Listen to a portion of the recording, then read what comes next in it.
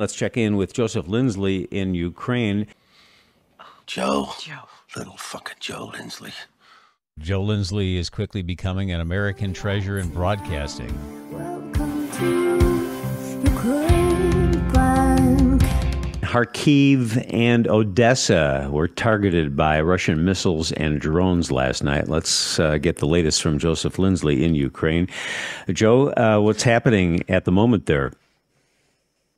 Bob, good afternoon from Lviv. And, it's just awful what the Russians have been doing to Odessa and especially to Kharkiv. They have pounded the hell out of that city, especially since December 28th.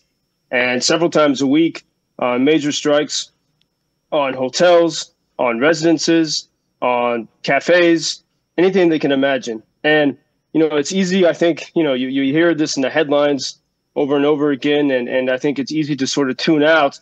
And the Russians are banking on that people will just forget about this. And I think it's also becoming quite clear what their strategy is, especially looking at a city like Kharkiv, which is just 30 miles from Russia, and Odessa, which is on the Black Sea. It's a major port. Odessa, the Russians before 2014, when they took the Crimean Peninsula from Ukraine, when Ukraine pulled itself out of the Russian orbit, the Russians, before then, they used to vacation in Odessa. They didn't have a place they wanted to vacation in their country, it seems. And so they loved and they're obsessed with Odessa, kind of like Smeagol in Lord of the Rings, my precious. But if you look at Kharkiv, I think it is clear that they are trying to make Kharkiv an untenable place to live. And they did this in the early days of the full-scale invasion when they were trying to invade Kharkiv. They were at the edge. They almost entered the city. The citizens stopped them because the people don't want to live in Russia. But what they're doing now is different. It's a combination of terror, just trying to make it scary. You never know at any point you could be killed. In fact, I was talking with people who were in one of the hotels that was destroyed. Imagine that you go to sleep in your hotel and you wake up on the floor in the bathroom because the force threw you there. And you're injured, and the wall is gone of your room. This is becoming common, and I think what I suspect is happening. Russia wants to get to the point where and they see the weakness in the West, where there will be some kind of negotiation, and they want to say, "Hey, look, give us Odessa, give us Kharkiv. If you don't, these cities are just going to keep getting bombed. So why not just give it to us, and we'll make a deal." And I'm very convinced that that's exactly what's happening. Now, what could stop this, and what Ukrainians are saying, what President Zelensky's been saying, especially the past couple of weeks, if you got air defense systems, that Patriot missile battery to Odessa and to Kharkiv, you could protect those cities. Not perfectly, but you could protect them very well, in the same way that Tel Aviv in Israel is pretty well protected from rockets. And Kyiv right now is extremely safe. It's terrifying when there are attacks. You hear very loud noises, but because of the air defense systems from Germany and from the U.S., the Patriot missile battery, Kyiv is incredibly safe, such that world leaders can go there and they can look like heroes, meeting Zelensky, and it's great PR for the world leaders. Kyiv is sort of their Disneyland right now because it's very safe, even when the Russians attack it. But Kharkiv is not. And if the West really wanted to send a signal to say this is not acceptable, they would send. The U.S. has plenty of these Patriot missile batteries, and last I checked, there's no threat from Canada to Chicago or from Mexico to Austin. And if they got these batteries to Kharkiv and to Odessa, these cities could be protected, and it would send a clear message to Russia. And even we start to see headlines now that maybe America is trying to push Ukraine into more of a defensive than an offensive posture, but it's not even that. They won't even defend, the West and the free world won't even defend these cities at the East.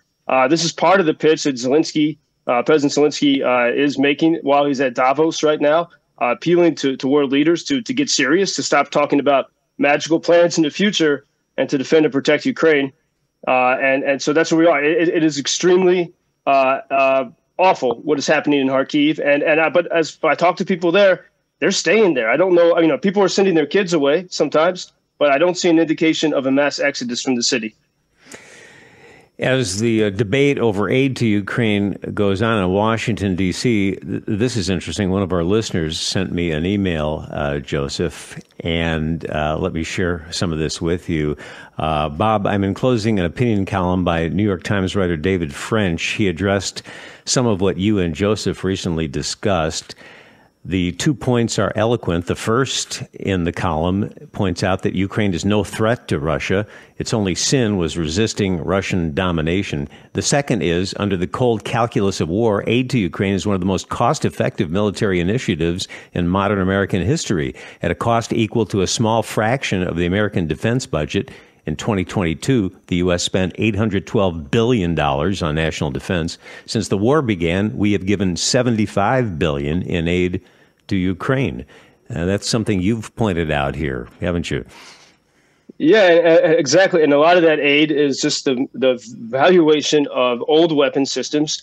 And we've been able to learn and adapt. And then it's been the best free sample, for the 20 HIMARS or so that Ukraine got from the U.S., because the world saw how effective they are. The United States has made billions of dollars of deals, like a $10 billion deal with Poland. We made a deal with Argentina for fighter jets. So the defense industry is profiting immensely from the free samples they give to Ukraine. And I know a lot of Americans are skeptical of the defense machine. I am. I started my career working for them, including people like David French, the people that push for the wars in Iraq and Afghanistan. And so, that can kind of muddy the situation where people say, oh, of course, someone like David French supports Ukraine because he's part of that neocon war machine. But that's where we have to sort of navigate through this and say there's something different here.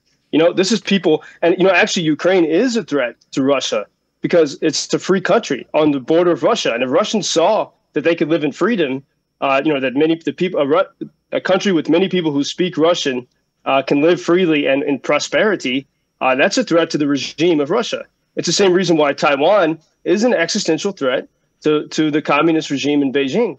If people who speak, Mandarin and have cultural connections with China can live without tyranny, that's a threat to China. And it's the same situation with Russia and Ukraine. And Dmitry Medvedev, the former puppet president of Russia, under Putin's control, he tweeted today or yesterday, he said the existence of Ukraine is deadly for Ukrainians. The sooner Ukrainians realize this, the better. And you just see this absolute venom for the idea of Ukraine, which going back for centuries has been people who refuse to be controlled by tyrants.